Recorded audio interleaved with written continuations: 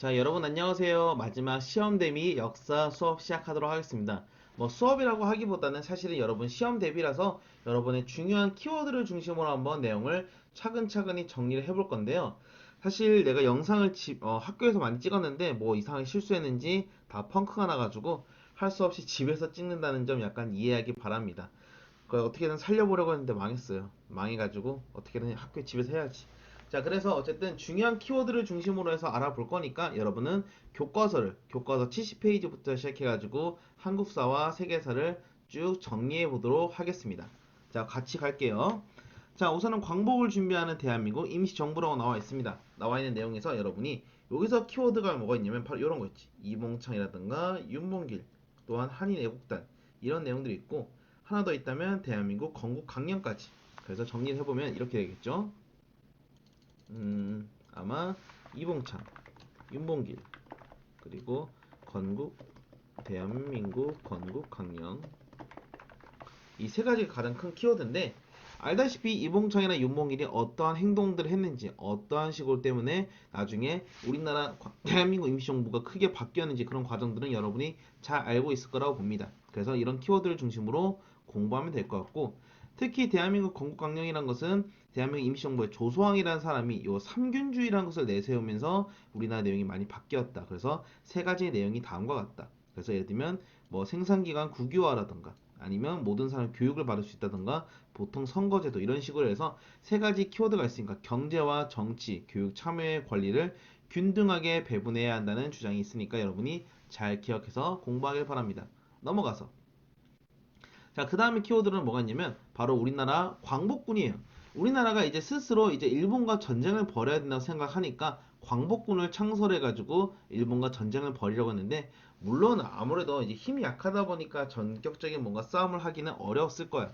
그렇지만 요 내용 있죠. 한국군이 쭉 해가지고 했는데 마지막에 실현하지는 못하였다까지 내용을 정리하게 되면 이렇게 대한민국 한국 광복군에 대한 내용도 키워드가 될 거니까 한국 광복군도 추가를 해봅시다. 자, 넘어가서 굳이 언급을 앞으로 안 하겠지만 학습 내용 확인하기 상당히 중요하니까 이 파트는 항상 공부를 잘 하길 바래요. 그 다음에 민족 말살 정책. 우리의 민족을 말살, 없애려고 했던 일본의 정책, 그 이유가 뭐냐면 바로 침략 전쟁에 한국인을 동원하기 위해서 민족 말살 정책을 실시하였다고 합니다.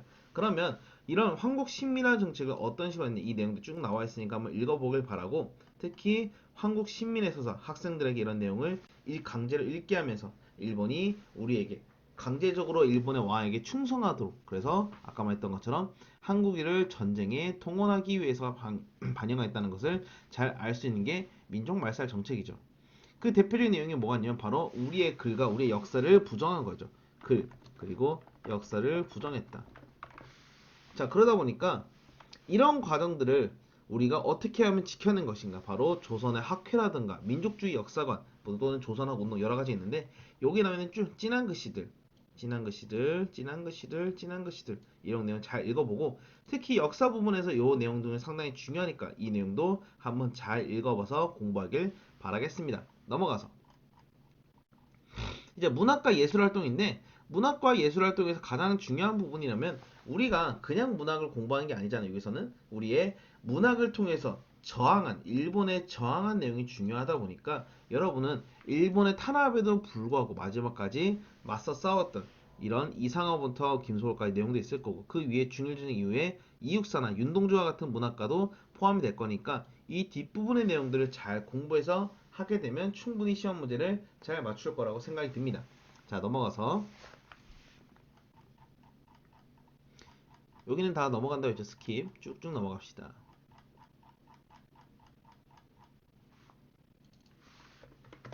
자, 이번에는 광복과 신탁 통치인데 우선은 광복하면서 우리가 광복을 했을 때 우리가 짜잔 하고 끝나게 됐지만 사실은 거기에서 그냥 끝나면 안 되니까 우리가 이제 새로운 정부를 구성해야 될 거 아니에요. 새로운 정부를 구성할 때 어떠한 단체가 가장 먼저 실시하게 됐냐?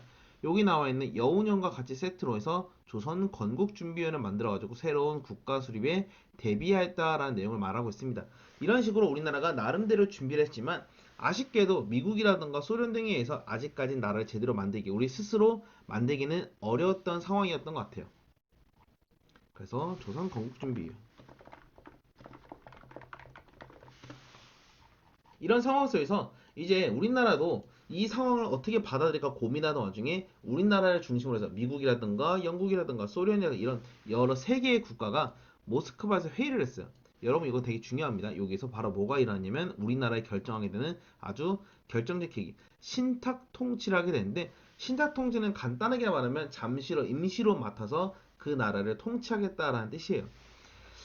여기 어떤 친구가 좀 물어보더라고. 예를 들면 삼국 외상 회의인데 왜 여기 중국이 들어갔냐? 중국 같은 경우는 아시아에서 상당히 영향이 컸기 때문에 그 당시에 이 회의에 직접 참여하진 않았지만 이게 나중에 중국도 같이 서명을 하게 되면서 미국과 영국, 중국과 소련 4개 국가가 우리나라를 잠시 동안 신탁 통치를 하게 돼요. 그런데 이 내용이 들어갔을 때 당연히 많은 사람들은 엄청나게 반대하게 되었고 좌익과 우익의 순간 엄청난 격렬한 대립이 발생합니다. 이 내용은 중요하니까 뭐 굳이 설명하지 않더라도 다시 한번 차근차근히 잘 읽어봤으면 좋겠어요. 넘어갑시다.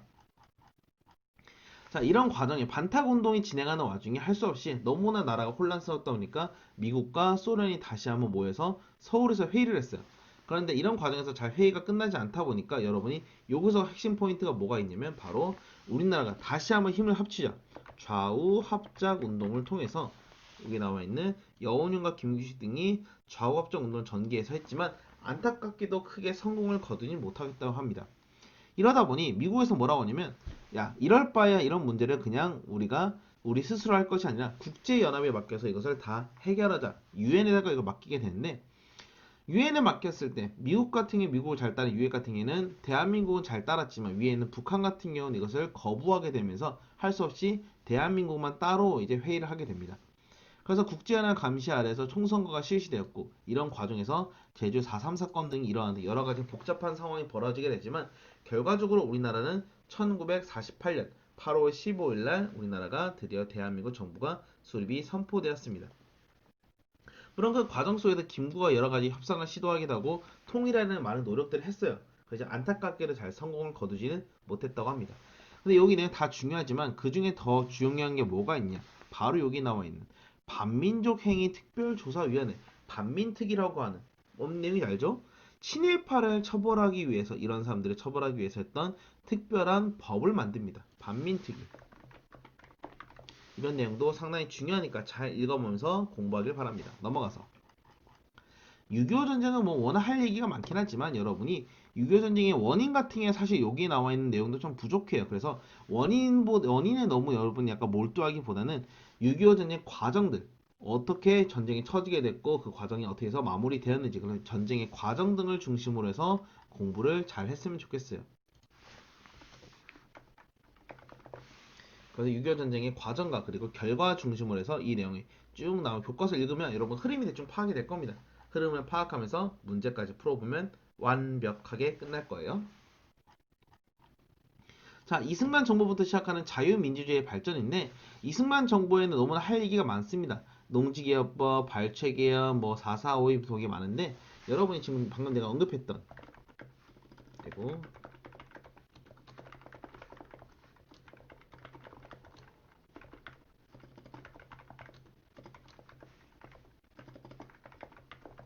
이런 내용들 다 중요하니까 여러분이 한 번쯤 읽어가면서 공부를 잘 하길 바라는데 여러분 좀 약간 이해를 못하는 친구가 가끔 있어서 이 4.4.5입이라는 표현을 좀 이해 못하는 친구가 있어요.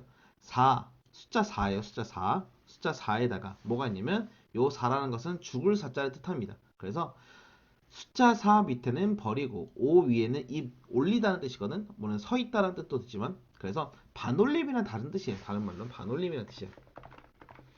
당시 이승만이 장기 집권을 위해서 뭐라고 하냐면 초대 대통령에 한해서는 영원히 대통령 할 수 있다라는 논리를 내세우니까 실제로 투표를 했는데 딱 한 표가 모자란 거야. 근데 뭐라고 하냐면 그 한 표도 반올림을 해보면 어쨌든 맞으니까 우리 통과가 됐다라는 억지스러운 논리로 해서 우리나라 헌법을 고치게 됩니다. 그래서 이것을 4.4.5입 사건이라고 보통 얘기하고 3월 15일 날 부정선거를 통해서 이승만이 물러나게 되죠. 그래서 우리나라가 이제 내각 책임자 정부가 최초로 이때 당시 장면 정부에서 얘기했는데 사실 여기는 그렇게 내가 강조하게 얘기를 안 했어요. 왜 그러냐면 이 정부가 세워지고 얼마 지나지 않아서 바로 누가 등장하냐면 여러분이 잘 알고 있는 바로 박정희 정부가 들어서게 됩니다. 박정희가 군사 쿠데타를 통해서 군사 정변을 통해서 정권을 장악하게 되고 쭉 내용이 나와 있는데 알다시피 박정희 정권은 상당한 공도 있고 과도 있다. 잘한 것도 있고 잘못한 것도 있다. 다 알고 있을 거예요. 그 두 가지 측면을 다 같이 공부하길 바라고 대표적인 사건들 뭐 경제 발전이라던가 한일 기본 조약이라던가 베트남 파병 수많은 내용도 있으니까 여러분이 꼭 그런 중요 키워드는 공부해서 알아두길 바랍니다. 그래서 뭐 5.16 군사정변 또는 뭐 한일 기본 조약 아니면 경제 발전 아니면 베트남 파병 등 다양한 사건들이 있으니까 다 같이 공부하고 여기다가 하나 더 추가한다면 그 이후에 나중에 유신이라는 헌법을 만들게 되면서 이제 법을 멋대로 바꾼 거지. 법을 멋대로 바꾸게 되면서 이제 얘네들이 제대로 된 정치라기보다는 완전히 독재 정치로 바뀌게 되는 과정까지 아마 여러분이 공부를 했을 거예요. 넘어가서 전두환 정권을 넘어가게 되면 전두환 정권은 딱 한 두 개 정도만 공부하면 되겠네. 전두환 정권의 두 가지 키워드 바로 뭐가 있냐면 대표적으로 우리나라의 수많은 시민들이 전두환 정권을 물러나기 위해서 우리에게 제대로 된 여기 나와 있는 거죠. 여기 민주주의 헌정 체제를 회복을 요구한 대규모 시위가 전개되었다. 우리가 제대로 된 민주주의를 하고 싶은데 언제까지 맨날 독재만 할 거냐.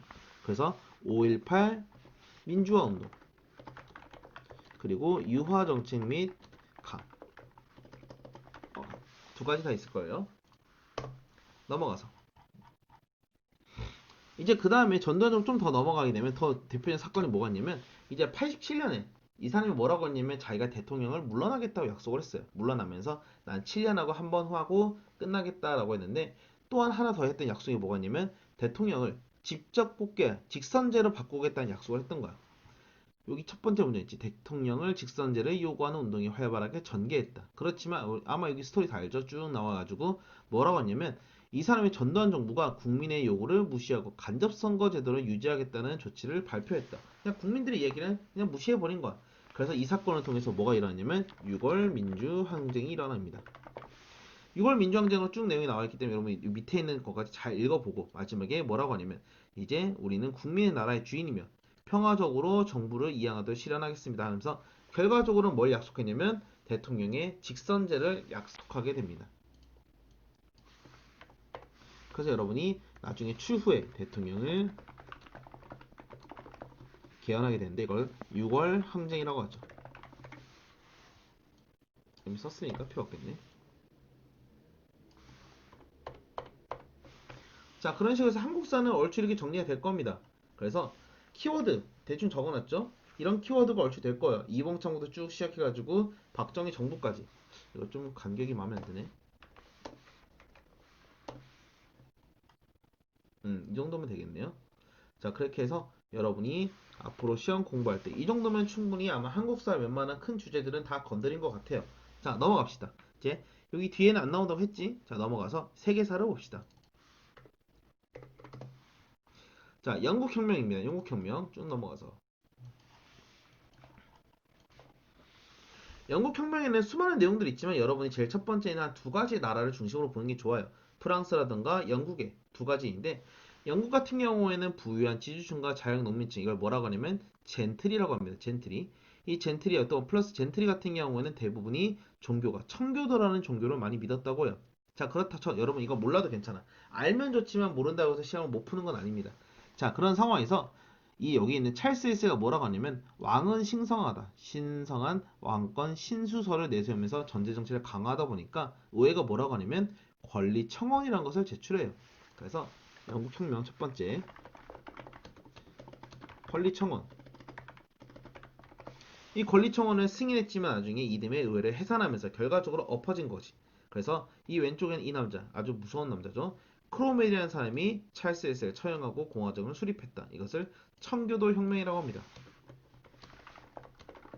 청교도 혁명은 사회를 안정시키기만 좋았는데 너무나 엄격한 생활을 강요하다 보면 여러분들 너무 사람을 맨날 엄격하게 쪼게 되면 아마 힘들게 될 거예요. 그래서 다시 왕으로 돌아갔는데 왕정으로 돌아갔는데 이 왕들이 정치를 참 잘했으면 좋았겠지만 이 사람이 다시 한번 전제 정치 자기 혼자만 한 정치인가 혼자만 하는 그리고 가톨릭 그러니까 쉽게 말하면 청교도와 가톨릭은 조금 미묘하게 달라요. 뭐 굳이 표현한다면 청교도는 지금의 기독교를 말하고 가톨릭은 이제 알고 있는 가톨릭이죠. 이 두 가지가 다른데 자꾸 옛날에 가톨릭으로 돌아가려고 하니까 제임스 2세를 잘라버리고 그의 딸이었던 메리와 남편을 왕으로 추대하게 됩니다. 이 과정 속에서 실제 피를 흘리지 않았기 때문에 뭐라고 하냐면 명예혁명이라고 해요. 이 명예혁명에서 여러분이 가장 중요하게 알아야 될 거는 뭐라냐면 요 밑에는 이 내용. 권리장전을 통해서. 권리청원은 좀 약간 간략한 내용이었다면 권리장전은 거의 좀 강력해요. 그래서 이런 것은 다 위법이다, 위법이다, 위법이다 이렇게 다 강하게 국왕의 힘을 컨트롤, 제어한다고 할 수 있죠. 그렇기 때문에 좀 더 명예혁명의 내용이 강하다. 권리청원보다는 권리장전의 힘이 훨씬 더 세다라고 정리할 수 있고 영국의 혁명으로 영국은 이제 내각 책임제가 완벽하게 실시되는 국가로 바뀝니다. 왕은 폼으로 있고 실제는 신하들이나 다른 사람들이 정치를 하는 제도이죠. 제도. 넘어가서 산업혁명은 많은 거 할 거 있지만 산업혁명은 제일 중요한 거라면 왜 산업혁명이 영국에서 먼저 일어났을까? 왜 영국에서 일어났을까? 수많은 내용 다 설명했으니까 여러분이 다시 한번 이쪽 전문화 내용을 한번 쫙 읽어보길 바라고 산업혁명이 왜 확산되었을까? 쭉 하면서 그 중에 아마 나올 만한 거라면 여러분이 영국이 이를 해제하자 가까이 국가, 특히 어디가 발달했냐면 미국과 독일 등의 수많은 국가들이 빠르게 발전하였다. 특히 이게 뭐가 있냐면 제임스 와트가 개량한 증기기관이 가장 이것을 폭발적으로 발전시켰다라는 식으로 내용을 정리하면 될 것 같아요. 자, 그러다 보니까 사회가 변하면서 모든 사회가 변하는 게 항상 좋은 것을 뜻하는 것은 아닙니다. 그래서 근대 자본주의가 확립되고 산업 자본가가 성장하면서 도시가 막 만들어져요. 도시가 만들어진 건 좋은데 문제는 이 노동자라는 새로운 계층이 나타나면서 이런 문제가 나타나는 거지.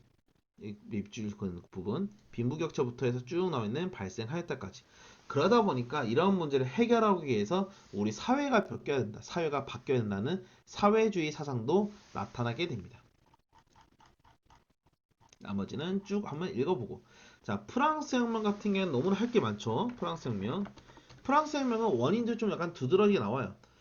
제3신분, 여기 밑에는 제일 아래층에는 이 사람들이 재정의 대부분을 부담하면서도 정치에 불만이 컸다.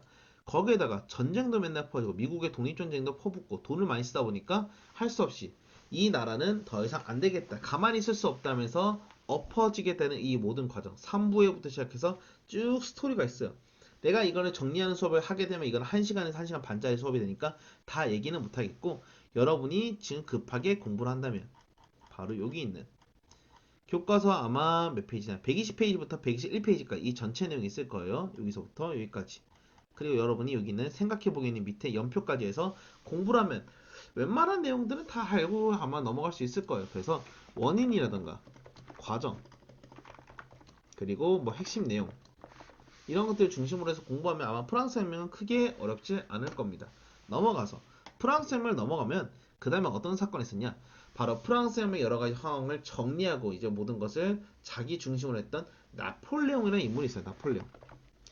나폴레옹이 여러분이 수많은 내가 아마 업적들을 얘기했지만 뭐 다 중요한 거 다 까먹어도 이거 하나만 기억하라 했죠. 나폴레옹 법전 이 중요하니까 나폴레옹 법전은 꼭 기억할. 아이고. 헤이. 나폴레옹 법전 상당히 중요하니까 다시 한번 공부를 잘하길 바라고 나폴레옹이 누구를 못 무너뜨렸다? 영국을 굴복시키지 못하니까 대륙봉쇄령을 선포했다. 그렇지만 실패.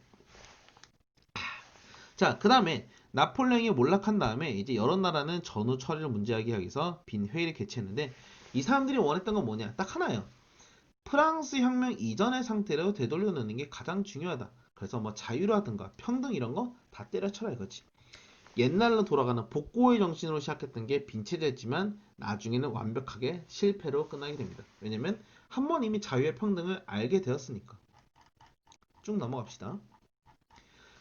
미국 같은 게 좀 변종이에요. 미국 같은 게 여러분이 약간 공부할 키워드만 좀 중심으로 보면 되는데 식민지로 시작했지만 처음엔 불만이 없던 이 미국. 그렇지만 바로 식민지들에게 세금을 거두기 시작하면서 이때부터 불만이 나타났고 특히 무슨 사건 때문에 보스턴 차 사건 때문에 이때부터 더 이상 참지 못하게 되고 이제 소위 말하는 식민지 전쟁이 일어나게 됩니다.